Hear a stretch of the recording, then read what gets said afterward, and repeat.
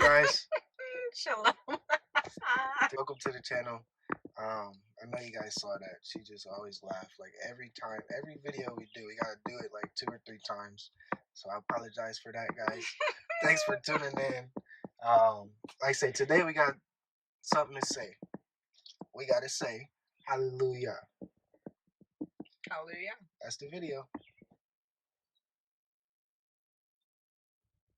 No, guys. Seriously. I'm gonna let it play too.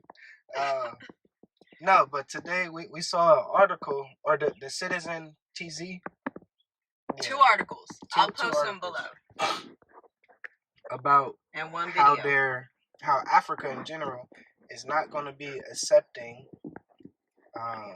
secondhand clothes. No more. So Don't send no clothes over here.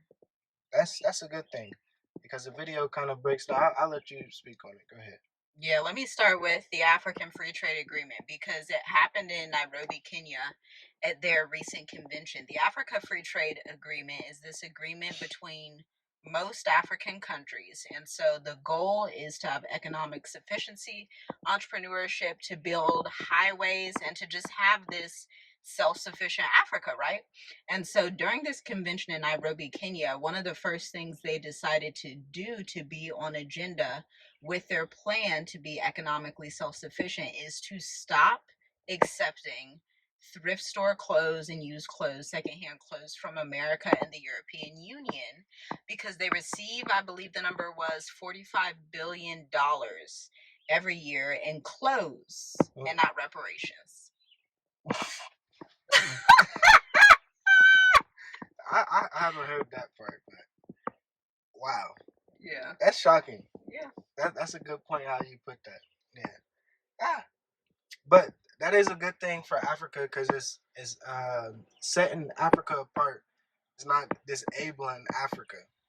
It's actually having Africa have their own and knowing how to, do for themselves, basically. Yeah, because the African Diaspora News Channel also did a video around the same time the two articles came out.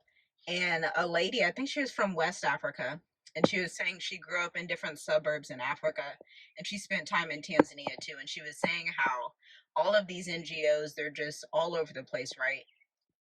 And they're giving all this money, but why is it not doing anything for the economy? After colonization, you say you believe in independence and all these things, the colonizers, and then instead of like promoting economic self-sufficiency, because they're never going to do that, their worst fear is Africans being economically independent through entrepreneurship, business, and creating their own stuff. So of course they're gonna like make it seem like, oh well, we just want to help, we're just gonna send you some clothes. And it's like, no, these are adults.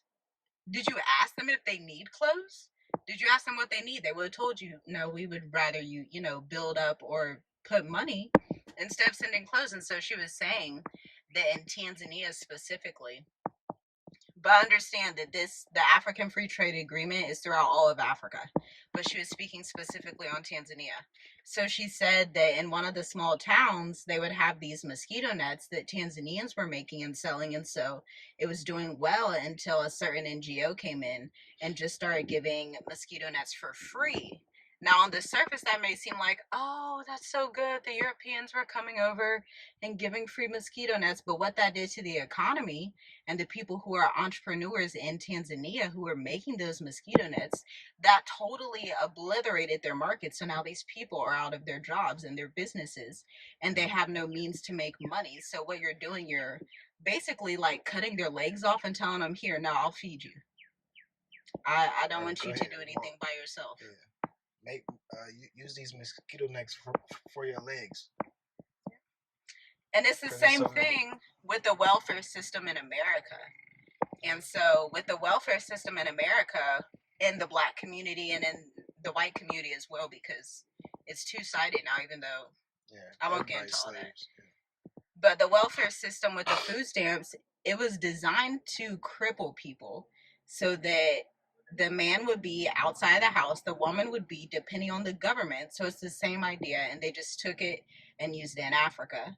But it's a different dynamic because they use NGOs instead of food stamps. Yeah. So it's deep, and that's why we say hallelujah at the beginning of the video, because we're really starting to see Africa being independent, and that's just beautiful. The eyes are opening, um, as everything in the world is going on. You know, it's good and evil that's going to increase. So you got to really choose which side you're going to be on. Yeah, and understand what's really, really happening. Yeah. I think that is it for this video. Always promote entrepreneurship and self-sufficiency. This is what we're all about. This is what Africa, the African Free Trade Agreement, is all about. I'll try to leave a link in the description to that as well, because there are huge moves being made on the continent for self-sufficiency, and we know the other nations will be mad, but nobody cares. Exactly. Oh, well, that's not it, because I saw an article on, I think, the Citizen TZ, about Dubai wanting to basically lease the port in Dar es Salaam for 100 years, but they said nah, nope, hapana. So that's good. Hallelujah. Hallelujah. Yeah, I'm not sure about the detail. I just saw that, so make sure you check your facts and everything. But Africa is really starting to say hapana. No. No. No thanks. Keep No. that Yep. over there. So yeah, that's all for this video, guys. Make sure you like, comment, share, subscribe. Check the links in the description for everything that we provide, everything that we're trying to help you guys with, because it is time to help our people, and that's what we're all about. So check the links in the description. And yeah, we'll be talking to you guys soon. Shalom. Shalom.